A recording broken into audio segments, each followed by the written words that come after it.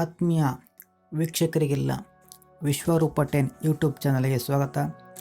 ಈ ಒಂದು ವಿಡಿಯೋದಲ್ಲಿ 2024-25ರ SSLC ವಿದ್ಯಾರ್ಥಿಗಳಿಗೆ ಪರೀಕ್ಷಾ ವೇಳಾಪಟ್ಟಿ ಟೈಮ್ ಟೇಬಲ್ ತಾತ್ಕಾಲಿಕ ವೇಳಾಪಟ್ಟಿ ಪ್ರಕಟವಾಗಿದೆ. ಯಾವ್ಯಾವ ದಿನ ಯಾವ್ಯಾವ ಸಬ್ಜೆಕ್ಟ್ ಇರುತ್ತೆ ಅಂತ ಈ ಒಂದು ವಿಡಿಯೋದಲ್ಲಿ ನಾನು ತಿಳಿಸ್ಕೊಡ್ತೀನಿ. ಬನ್ನಿ ನೋಡೋಣ. ಮಾರ್ಚ್ ಏಪ್ರಿಲ್ 2025ರ SSLC ಪರೀಕ್ಷೆ 1ರ ತಾತ್ಕಾಲಿಕ ವೇಳಾಪಟ್ಟಿ ಅಂತ ಇವರು ಕೊಟ್ಟಿದ್ದಾರೆ. ಅಂದರೆ ಇದು ಟೆಂಪ್ರವರಿ ಆಗಿರುತ್ತೆ ಅಂತ, ಅಂದರೆ ಈ ರೀತಿಯಾಗಿ ಫಿಕ್ಸ್ ಮಾಡಿರ್ತಾರೆ. ಇದೇ ಕೂಡ ಪರ್ಮನೆಂಟ್ ಅಂತನೂ ಅಲ್ಲ, ಇದು ಚೇಂಜ್ ಆದರೂ ಆಗ್ಬೋದು ಮುಂದೆ. ಯಾವ್ಯಾವ ದಿನ ಯಾವ್ಯಾವ ಸಬ್ಜೆಕ್ಟ್ ಇರುತ್ತೆ ಅಂತಂದರೆ 20ನೇ ತಾರೀಕು 3ನೇ ತಿಂಗಳು 2025, ಇದು ಗುರುವಾರ ಬರುತ್ತೆ. ಇವತ್ತಿನ ದಿನ ಫಸ್ಟ್ ಲ್ಯಾಂಗ್ವೇಜ್ ಆದಂತಹ ಕನ್ನಡ, ತೆಲುಗು, ಹಿಂದಿ, ಮರಾಠಿ, ತಮಿಳು, ಉರ್ದು, ಇಂಗ್ಲೀಷ್ NCERT ಮತ್ತು ಸಂಸ್ಕೃತ ಇದೆಲ್ಲವಕ್ಕೂ ಕೂಡ ಒಂದೇ ದಿನ 20ನೇ ತಾರೀಕು ನಡೆಯುತ್ತೆ. ಅಂದರೆ ಫಸ್ಟ್ ಲ್ಯಾಂಗ್ವೇಜ್ ಸಬ್ಜೆಕ್ಟ್ಗಳು ನಡೀತವೆ. ಇದು ಎಕ್ಸಾಮ್ ಟೈಮಿಂಗ್ಸ್ ಬಂದ್ಬಿಟ್ಟು ಬೆಳಗ್ಗೆ 10 ಗಂಟೆಯಿಂದ ಮಧ್ಯಾಹ್ನ 1:15ವರೆಗೆ ಇರುತ್ತೆ.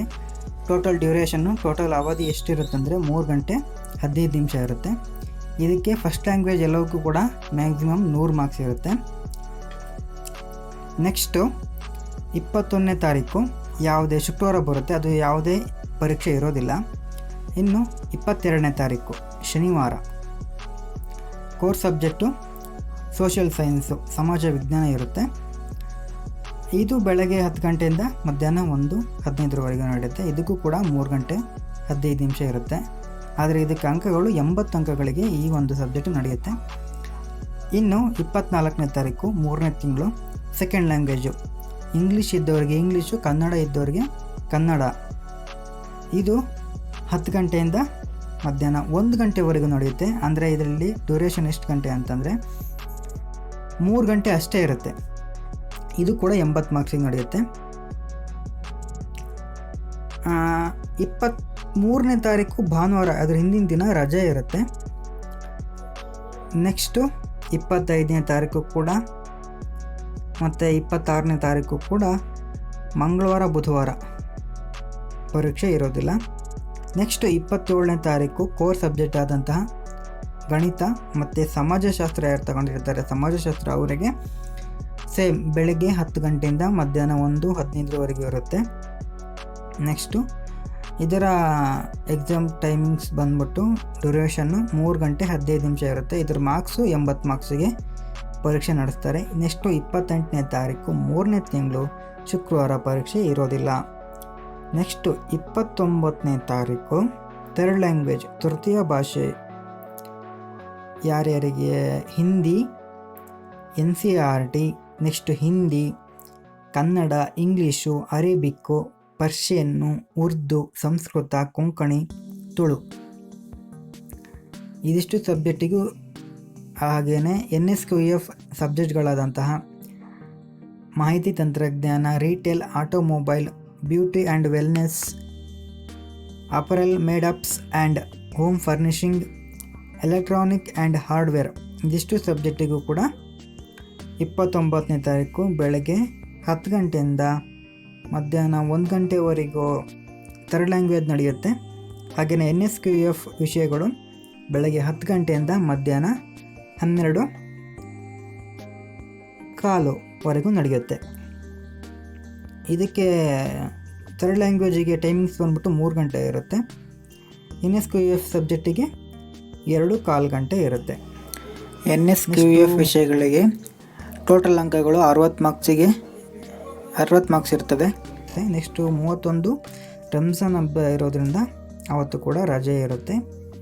ನೆಕ್ಸ್ಟು 1ನೇ ತಾರೀಕು 4ನೇ ತಿಂಗಳಲ್ಲಿ JTS ಸಬ್ಜೆಕ್ಟ್ಗಳಾದಂತಹ elements of electrical engineering 4, next elements of mechanical engineering 4, elements of electronic engineering 4, programming in ANSI C, ಆಮೇಲೆ ಅರ್ಥಶಾಸ್ತ್ರ ಇದಿಷ್ಟಕ್ಕೂ ಕೂಡ 1ನೇ ತಾರೀಕು ಇರುತ್ತೆ. ಅದಾದಮೇಲೆ ಇವೆಲ್ಲ ಬೆಳಗ್ಗೆ 10 ಗಂಟೆಯಿಂದ ಮಧ್ಯಾಹ್ನ 1:15 ಇರುತ್ತೆ. ಟೋಟಲ್ ಡ್ಯೂರೇಷನ್ ಬಂದ್ಬಿಟ್ಟು 3:15 ಗಂಟೆ. ಇದಕ್ಕೆಲ್ಲ ಅಂಕಗಳು 80 ಅಂಕಗಳಿರುತ್ತವೆ. ನೆಕ್ಸ್ಟ್ 2ನೇ ತಾರೀಕು ಕೋರ್ ಸಬ್ಜೆಕ್ಟ್ ಆದಂತಹ ವಿಜ್ಞಾನ, ರಾಜ್ಯಶಾಸ್ತ್ರ, ಹಿಂದೂಸ್ತಾನಿ ಸಂಗೀತ ಮತ್ತು ಕರ್ನಾಟಕ ಸಂಗೀತ, ಇದಿಷ್ಟು ವಿಷಯಗಳಿಗೂ ಕೂಡ ಇರುತ್ತೆ. ಇದು ಕೂಡ ಬೆಳಗ್ಗೆ 10 ಗಂಟೆಯಿಂದ ಮಧ್ಯಾಹ್ನ 1:15 ರಾಜ್ಯಶಾಸ್ತ್ರ ಮತ್ತು ವಿಜ್ಞಾನಕ್ಕೆ ಇರುತ್ತೆ.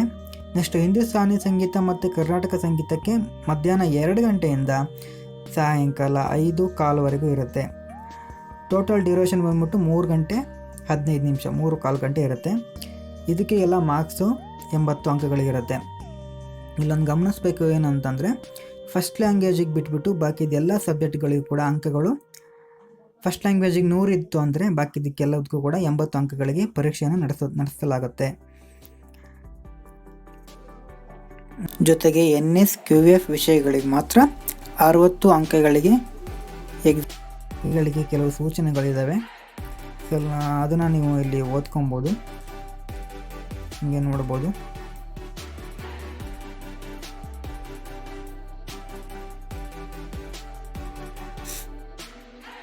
ನೆಕ್ಸ್ಟ್ ಅದೇ ರೀತಿ ಇಂಗ್ಲೀಷ್ ಮಾಧ್ಯಮದವರಿಗೆ ಇಂಗ್ಲೀಷಲ್ಲಿ ಇಲ್ಲಿದೆ, ಇದನ್ನು ಕೂಡ ನೀವು ಹಾಗೆ ನೋಡ್ಕೊಳ್ಬೋದು. ವಿದ್ಯಾರ್ಥಿಗಳೇ, ಈ ಒಂದು ಯೂಟ್ಯೂಬ್ ಚಾನಲ್ನಲ್ಲಿ ಇದಿಷ್ಟು ಎಕ್ಸಾಮ್ ಟೈಮ್ ಟೇಬಲ್ ಬಗ್ಗೆ ಮಾಹಿತಿ. ವಿದ್ಯಾರ್ಥಿಗಳೇ, ಇನ್ನೂ ಹತ್ತತ್ರ ಹೆಚ್ಚು ಕಡಿಮೆ ಅಂದರೂ 3 ತಿಂಗಳುಗಳ ಕಾಲ ಸಮಯ ಸಿಗುತ್ತೆ. ಇವಾಗಲಿಂದನೂ ಓದಿದ್ರು ಆರಾಮಾಗಿ ಪರೀಕ್ಷೆಯನ್ನು ಪಾಸ್ ಮಾಡ್ಕೊಬೋದು. ಹಾಗೆಯೇ ಭಯಪಡುವಂಥದ್ದೇನಿಲ್ಲ. ನಮ್ಮ ಒಂದು ಯೂಟ್ಯೂಬ್ ಚಾನಲಲ್ಲಿ ಪಾಸಿಂಗ್ ಪ್ಯಾಕೇಜ್ಗಳಿಗೆ ಸಂಬಂಧಪಟ್ಟಂತೆ ಸ್ಕೋರಿಂಗ್ ಟಿಪ್ಸು, ಕ್ವಶನ್ ಪೇಪರ್ಸು, ಈ ರೀತಿಯಾದ ಎಕ್ಸಾಮ್ ಅಪ್ಡೇಟ್ಸ್ಗಳನ್ನ ತಿಳಿಸ್ತಾ ಇರ್ತೀವಿ. ನಿಮ್ಮೆಲ್ರಿಗೂ ಕೂಡ 2025 SSLC ಎಕ್ಸಾಮ್ನಲ್ಲಿ ಚೆನ್ನಾಗಿ ಬರೀರಿ ಅಂತ ವಿಶ್ ಮಾಡ್ತೀನಿ. Thank you.